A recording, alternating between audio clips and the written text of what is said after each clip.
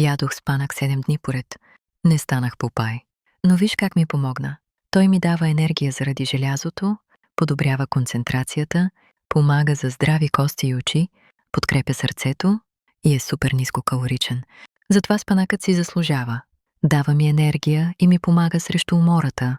Подпомага мозъка ми фолиева.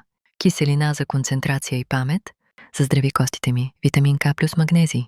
Пази зрението ми лутеин и зеаксантин, подкрепя, сърцето ми помага за кръвното и кръвоносните съдове, засили имунитета ми благодарение на витамини, А и С, помага на храносмилането ми, богат е на фибри. Подходящ е при отслабване, от което аз нямам нужда. Засищано е, нискокалоричен. Важно, ако го ядеш всеки ден, по-добре редувай с други зелени, зеленчуци, рукола, маруля, защото съдържа оксалати.